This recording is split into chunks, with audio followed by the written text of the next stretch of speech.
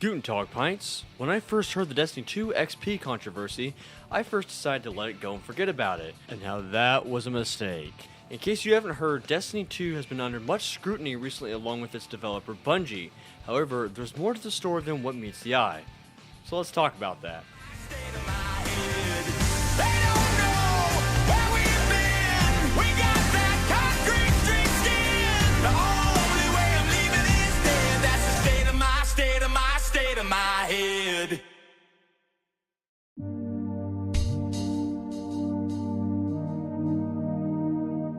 So first off, it's important to note that yes, I'm a huge Destiny player. I was there from vanilla Destiny from the start, Forever 29 by the way, and I followed each expansion throughout.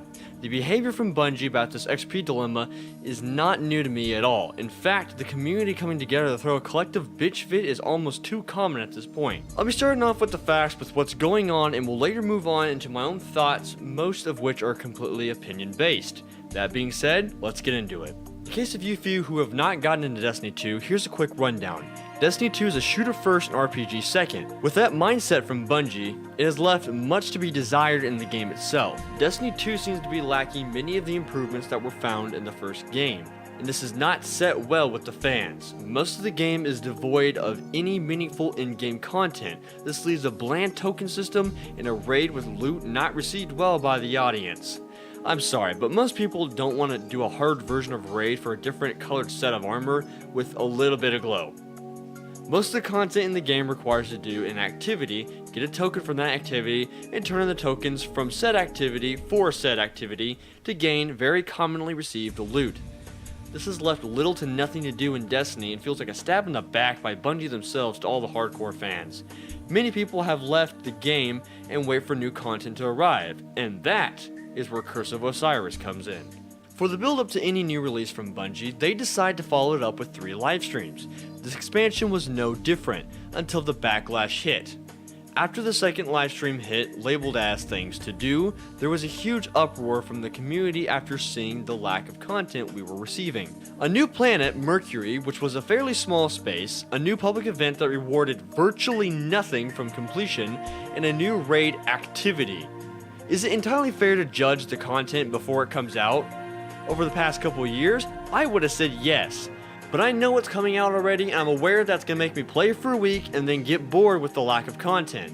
And apparently, the community agrees. The backlash that Bungie received from the community was so bad that they had to cancel their 3rd livestream in substitution for a blog post about the state of Destiny 2. And man, was it a lengthy one. Before I get into this, it's important to note that Bungie got some heat before the livestream problem. It was found out from some people that they were getting less XP from doing the same events. XP, which leads to bright engrams. Bright engrams are essentially a loot box with various cosmetics inside of it. To make a long story short, people did some math and proved what was happening. Bungie said, sorry, we'll fix that because it was not on purpose, and people started receiving the half XP, which left Bungie to correct themselves once again. This is what initially stoked the fires of the internet to start covering news on Destiny 2, leading up to the backlash of the second stream. Now, back to the blog post. The blog post details some changes coming to the game in the future, such as ornaments coming back into the game, Xur allowing it to be easier to obtain exotics, 3 of coins returning, private matches coming, PvP tweaks, Iron Banner and faction rally fixes, and the emote wheel finally coming. This has left fans from an outrage to slightly content. As it stands, Bungie is stuck between a rock and a hard place. The problem with the game isn't a few problems here or there, it's the entire endgame as a whole. This is not a problem that can be fixed anytime soon, especially proven from Bungie themselves. Why is it Overwatch, Warframe, and many other ambitious titles can deliver sweeping changes faster than Bungie can? Or at least, why does it seem that way? To really understand the problem at hand, we need to dive into some examples first of others and see how their in-game content stacks to Destiny's. In the meantime, Destiny, we'll come back to you in a moment.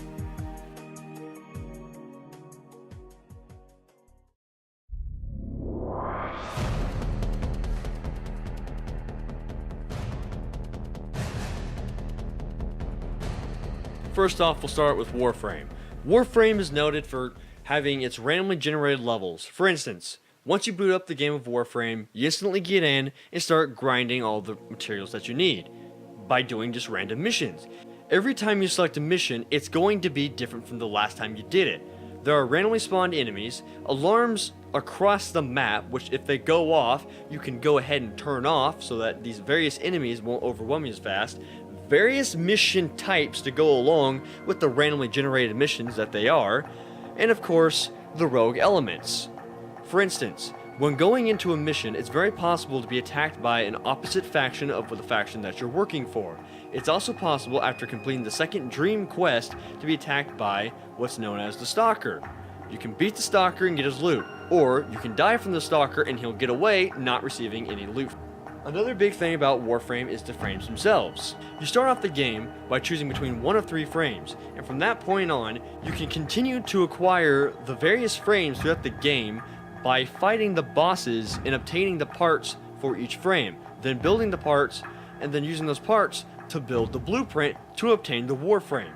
By leveling these frames, you can level up your mastery rank, showing that you are indeed a higher level than what you were before. Another thing you can do to continue leveling up yourself in the game is the mods.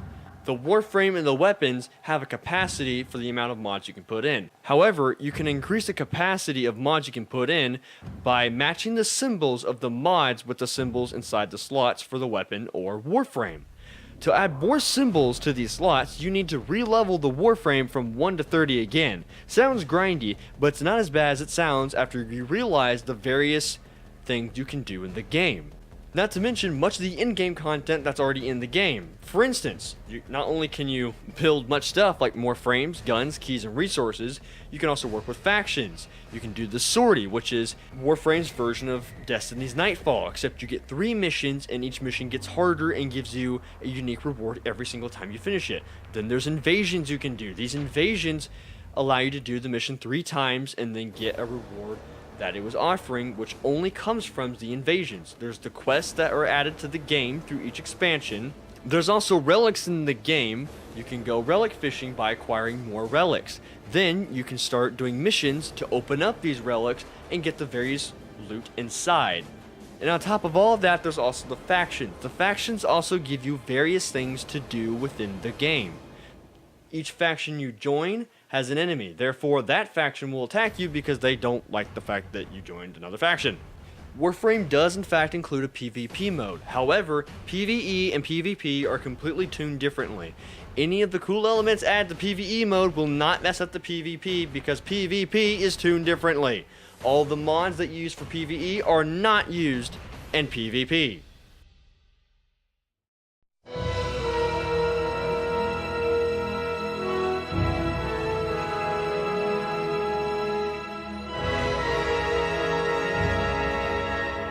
The next game in our lineup is Phantasy Star Universe. Now, it's pretty likely you haven't heard this game before, and that's okay. This is a game that came out back in 2006 for the Xbox 360, PlayStation 2, and PC. Phantasy Star Universe came with its own story campaign in an online mode, but to enter the online mode you had to have a subscription. However, because of the subscription, there were no microtransactions in the game. With Phantasy Star Universe, there was plenty of in-game content in there as well. For instance, starting off in the starting room. Everyone got their own bedrooms, and in the bedroom, this is how you interacted with other people. There's also the crafting in there. A little robot was always inside of your bedroom. This little robot could level up and sooner or later fight with you on the battlefield. This robot also helped you craft various weapons the way you wanted them. Instead of just buying a weapon straight up, you could craft that weapon, hope that it'll be crafted better, and also you could put different elements onto the weapons, helping you fight harder and tougher enemies.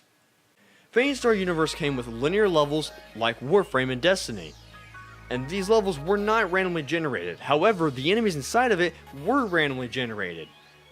The biggest thing of Phantasy Star Universe is not the layout, but it's actually the gameplay of the game. It's not a first-person shooter where you constantly need action in your face. It's a game where you search for loot and you kill more enemies for loot. Instead of having randomly generated levels, you would pick the different level that you wanted. There were C rank levels, there were B ranks, there were A rank, and the S rank levels.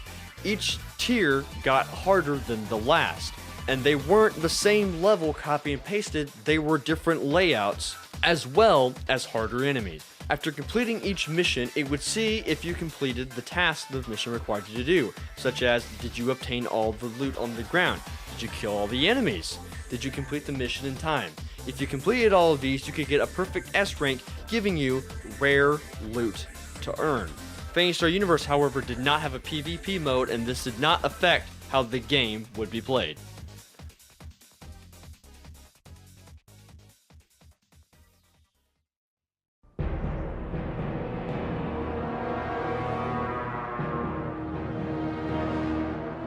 The next game we're going to talk about is Diablo 3. I feel like Diablo 3 is a pretty big contender when it comes to talking about the in-game content of Destiny 2. It seems like every single time I play Destiny 2 and realize its lack of in-game content, I always have to go back to Diablo 3's in-game content. This game is currently the definition of in-game content. However, Diablo 3 did not start that way. Diablo 3 had a very rocky and hard launch, but I have to give the guys credit at Blizzard for improving the game and bring it to the state that it's in today. To start off with Diablo, there's two different main modes you can do. There's the story mode that you have to complete first before doing anything else, and after that point on, you can always do adventure mode. Adventure mode is essentially the story mode without the story.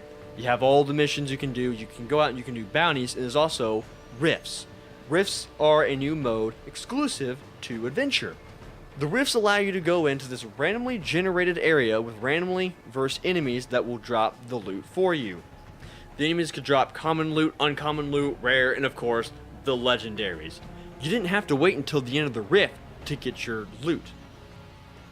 Diablo had various difficulties, and this is what made the game. The higher the difficulty, the more XP and loot you would gain.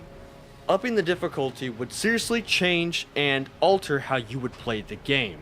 Diablo 3 also has seasons. With seasons, you have to start over your character and you can't share loot between your characters. You have to start completely fresh over. However, you don't have to do the story mode, you can just jump straight into adventure mode. With the seasonal character, there's various seasonal tasks you have to complete in order to get the seasonal reward. These seasonal rewards tend to be cosmetics, such as banners, pets, and player icons. However, let's not forget the biggest thing about Diablo. Diablo was huge when it came to its loot.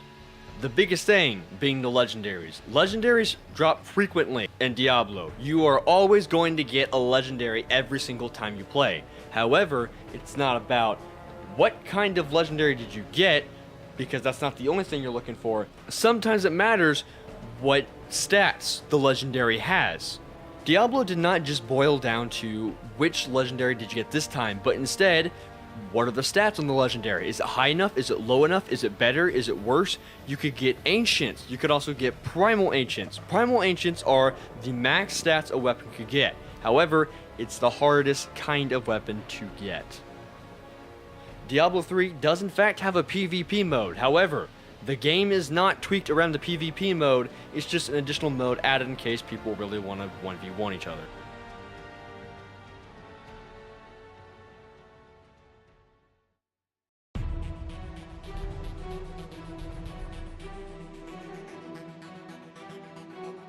So, after talking about the various other games and their in-game content, how does Destiny stack up? Well, after compiling this list of games, here's what I found out that Bungie needs to do to improve their game, or just some ideas at least. For one, Bungie needs to fix the mod system to be more like Warframe's mod system, and don't let the mods interfere with PvP, because every time it does, it ruins the experience for both modes.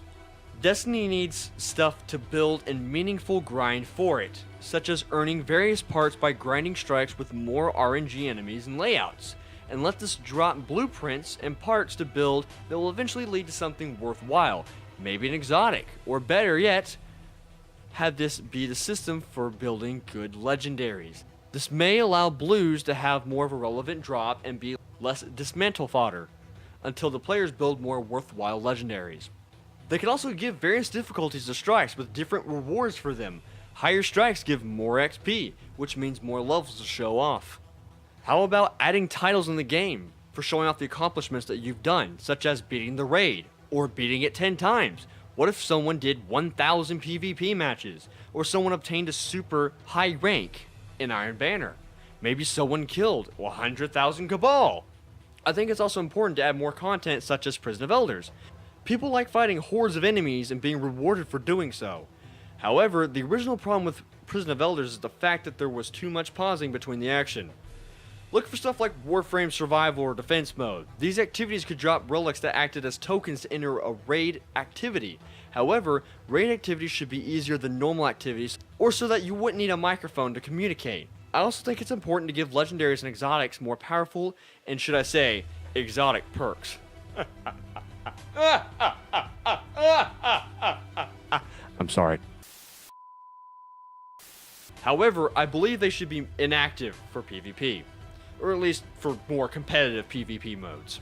I think it'd be important for Bungie to bring something similar to the rifts in Diablo III to Destiny 2. I know this is what the Infinite Forest is striving to be, however, I feel as if at the time of writing this video, it's too reliant on these newly added adventures. It needs to be more like, go in, get more colorful loot, rinse and repeat. These rifts could drop items to do other activities, such as dropping those relics I was talking about before, maybe dropping blueprints to craft, or a PvP faster XP gains token, along with many other weapons to easily mass salvage to use as scrap to help build those blueprints. And of course, it could drop some nice legendaries and exotics from time to time. I think it's important to add rogue elements to the game other than just public events, like Warframe's Stalker or Diablo's Nemesis. This could help spice up the gameplay while grinding. I believe the biggest element missing from Destiny 2 is, what else are you doing? There's only the primary objective that you're completing and not a long-term and short-term goal at the same time.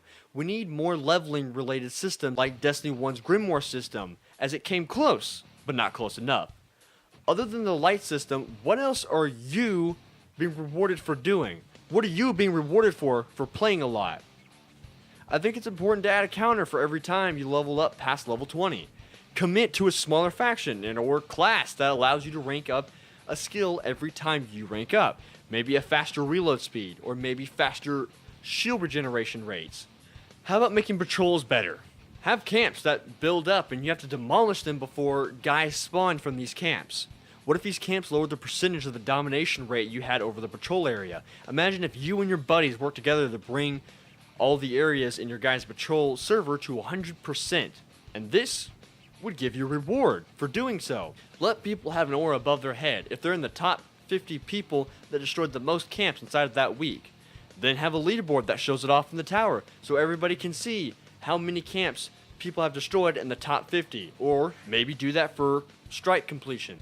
These are just a few list of ideas that should be added into the game so that the community wouldn't have to complain about more in-game content so much. People want more stuff to work for and grind on. Be rewarded for staying around. This list already makes the game sound leagues better than what it once was before.